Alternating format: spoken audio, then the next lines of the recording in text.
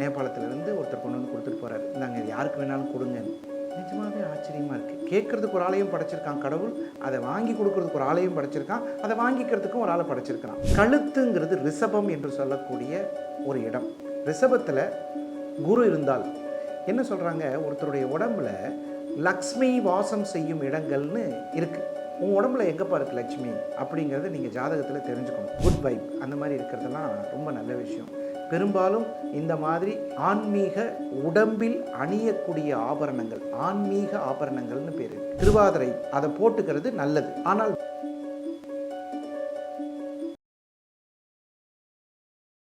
ஹரி ஓம், ஜெய் ஸ்ரீராம்.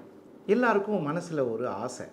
என்ன ஆசை அப்படின்னு கேட்டால், ஏதாவது நம்ம உடம்புல போட்டுக்கணும். என்னது? ருத்ராட்சம். நிறைய பேர் என்கிட்ட கேட்குறாங்க, சார் உங்கள் கையால் ஒரு ருத்ராட்சம் வாங்கி கொடுங்க. நிஜமாகவே கேட்குறாங்க. மிகப்பெரிய நபர்கள் அந்த ருத்ராட்சத்தினுடைய விலையை 10 மடங்கு எனக்கு பணமாக கொடுக்கக்கூடிய நபர்கள் ஒரு ருத்ராட்சம் வாங்கி கொடுங்கன்னு கேட்குறாங்க. நான் சரிங்கன்னு நினைக்கிறேன். நேபாளத்திலேருந்து ஒருத்தர் கொண்டு வந்து கொடுத்துட்டு போகிறாரு, இந்தாங்க இது யாருக்கு வேணாலும் கொடுங்கன்னு. நிஜமாகவே ஆச்சரியமாக இருக்குது. கேட்குறதுக்கு ஒரு ஆளையும் படைச்சிருக்கான் கடவுள், அதை வாங்கி கொடுக்குறதுக்கு ஒரு ஆளையும் படைச்சிருக்கான், அதை வாங்கிக்கிறதுக்கும் ஒரு ஆளை படைச்சிருக்கான். ஸோ நிறைய பேர் அந்த மாதிரி ஆசைப்பட்றாங்க.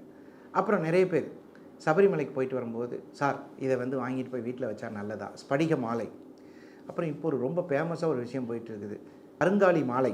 அதை கேட்குறதுக்கு நிறைய பேர், அதில் கருங்காலி மாலை போட்டுட்டால் நல்லது அப்படிங்கிறாங்க. சில பேர் அதில் செங்காலி போட்டால் இன்னும் சூப்பருங்கிறாங்க. என்னப்பா இதெல்லாம் உண்மைதானா? சில பேர் பார்த்திங்கன்னா கையில் காப்பு போட்டிருப்பாங்க, செம்பு காப்பு. சில பேர் வெள்ளி காப்பு போட்டிருப்பாங்க, சில பேர் தங்க காப்பு போட்டிருப்பாங்க. ஒவ்வொருத்தரும் ஒவ்வொரு மாதிரி போட்டிருக்காங்க. இதெல்லாம் ஏதாவது சம்பந்தம் இருக்கா அப்படின்னா, கழுத்துங்கிறது ரிஷபம் என்று சொல்லக்கூடிய ஒரு இடம். ரிஷபத்தில் குரு இருந்தால் என்ன சொல்கிறாங்க, ஒருத்தருடைய உடம்புல லக்ஷ்மி வாசம் செய்யும் இடங்கள்னு இருக்குது. உங்கள் உடம்புல எங்கேப்பா இருக்குது லட்சுமி அப்படிங்கிறத நீங்கள் ஜாதகத்தில் தெரிஞ்சுக்கணும். நிறைய பேருக்கு தெரியாது. அந்த இடம் சுத்தமாக இருக்கணும். சில பேருக்கு லக்ஷ்மி நெத்தியில் இருக்கும், சில பேருக்கு கழுத்தில் இருக்கும், சில பேருக்கு ரிஸ்ட்டில் இருக்கும், சில பேருக்கு வயிற்றில் இருக்கும், சில பேருக்கு ஒவ்வொருத்தருக்கும் ஒவ்வொரு இடத்துல லக்ஷ்மி வாசம் செய்யும் ஸ்தலங்கள் அப்படின்னு நம்ம படிச்சிருப்போம்.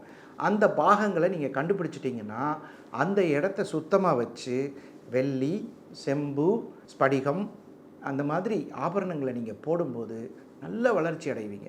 அதில் கூட இப்போ இன்னொன்று கூட இருக்குது, சிட்ரின் அந்த மாதிரி என்னென்னமோ நிறைய வந்துருச்சு. ஸோ என்னை பொறுத்தளவில் நீங்கள் ஒரு ஆபரணத்தை நீங்கள் அணிந்தால் அது கிரகத்தின் அனுமதியோடு நடக்கும். இதில் நிறைய பேர் கேள்வி கேட்குற ஒரு கேள்வி, நவரத்ன மோதிரம், தங்கத்தில் நவரத்ன மோதிரம், வெள்ளியில் நவரத்ன மோதிரம், அப்புறம் பஞ்சலோகத்தில் நவரத்னம் போட்டுக்கிறது. நவரத்னம் போடலாமா வேணாமா சார்? தாராளமாக போடலாம். ஒவ்வொரு மனிதனும் நவரத்னம் போட்டுக்கலாம், அது ஒன்றும் தப்பு கிடையாது. அதனால் நல்ல விஷயங்கள் தான். நீங்கள் போடலை சார், நான் போட மாட்டேன் சார், போடாட்டியும் நவரத்னம் உடம்பில் இருக்கும். நம்ம உடம்பில் நவரத்னம் இருக்குது. நவரத்னம் போட்டுக்கிறது ரொம்ப ரொம்ப நல்லது. ஸோ அது நல்ல விஷயம். ஸ்படிக மாலை உடம்புக்கு நல்லது, ருத்ராட்சம் ப்ரெஷருக்கு நல்லது. ஸோ இந்த மாதிரி ஒவ்வொன்றுமே சயின்ஸோடு சேர்ந்து மெடிக்கலோட சேர்ந்து தான் இயங்குது. ஒவ்வொரு பொருளுக்கும் ஒரு வைப்ரேஷன் இருக்குது. அது உண்மை. அது நீங்கள் அனுபவித்து பார்க்கும்போது தெரியும். அதை முறைப்படி ருத்ராட்சம் போடும்போது எப்படி போடணும். மிகப்பெரிய பிரபலமான ஒரு நடிகர் கூட என்கிட்ட எனக்கு ஒரு ருத்ராட்சம் கொடுங்கன்னு வாங்கினார். நான் கேட்டேன், ஏங்க நீங்கள் நினச்சா உங்கள் கையால் கொடுங்க. நான் வாங்கினதே அது ரொம்ப கம்மி. அவர் எனக்கு கொடுத்தது 10 மடங்கு அதிகம். அந்த மாதிரி அந்த யார் கையில் வாங்கி போடணும்னு ஒரு இது இருக்குது. அது ஒரு குட் வைப் அந்த மாதிரி இருக்கிறதெல்லாம் ரொம்ப நல்ல விஷயம். பெரும்பாலும் இந்த மாதிரி ஆன்மீக உடம்பில் அணியக்கூடிய ஆபரணங்கள், ஆன்மீக ஆபரணங்கள்னு பேர் இருக்குது. இந்த ஆபரணங்களை அணிவதால் உண்மையாகவே மிகப்பெரிய ஒரு வெற்றி அடைவார்கள். இன்னொரு விஷயம் சொல்கிறேன், அப்படி அணியக்கூடிய பொருள்கள் உங்களுக்கு வேதையாக இருக்கக்கூடாது. இது வெரி வெரி இம்பார்ட்டன்ட். எப்படி சொல்கிறீங்க அப்படின்னா, இப்போ ஒருத்தர் திருவோண நட்சத்திரத்தில் இருக்கார், ருத்ராட்சம் என்று சொல்லக்கூடிய திருவாதிரை அதை போட்டுக்கிறது நல்லது. ஆனால் வேதை நட்சத்திரத்தில் வரக்கூடிய பொருள்களை யூஸ் பண்ணக்கூடாது. அது நீங்கள் கொஞ்சம் ஜோதிடர் அணுகி இந்த மாதிரி இது தப்பா ரைட்டான்னு கேட்டுட்டு உங்களுக்கு இது ஒத்து வரும் அப்படின்னா பண்ணிக்கலாம். இப்போ ரோகிணி நட்சத்திரத்தில் பிறந்த ஒருத்தர் சுதர்சன ஹோமம் பண்ணும்போது கவனமாக பண்ணணும். இந்த மாதிரி ஒவ்வொன்றுக்கும் ஒவ்வொன்று இருக்குது. அது அவங்கவுங்க பார்த்து கவனமாக கேட்டு செய்யுங்க. மற்றபடி இந்த ஆபரணங்களை அணியும் போது சரியான தாரபலம் பார்த்து அணிந்து கொண்டால் மகிழ்ச்சி உள்ளங்கையில் வந்து சேரும் என்பது நிதர்சனமான உண்மை. அதே மாதிரி நம்ம இஷ்டத்துக்கு ஒரு ஆபரணத்தை அணிஞ்சிட்டு நம்ம இஷ்டத்துக்கு இருக்கக்கூடாது. இப்போ எல்லாத்துக்குமே ஒரு யூனிஃபார்ம் இருக்குது. டாக்டருக்கு ஒரு யூனிஃபார்ம் இருக்குது.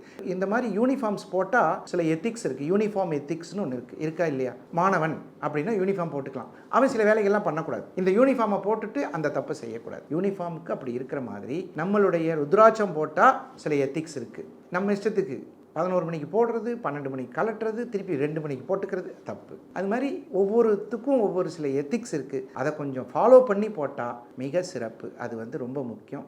அதையும் இந்த இடத்துல சொல்லிவிட்டு மீண்டும் ஒரு தகவலோடு சந்திக்கும் வரை விடைபெறுவது உங்கள் நல்ல நேரம் நாகராஜ், நங்கநல்லூர். நன்றி, வணக்கம்.